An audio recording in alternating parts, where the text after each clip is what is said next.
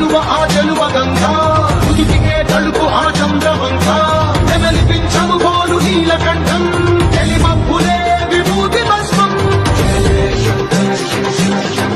అభయ ప్రళయ శక్తి ఆ త్రిశూలం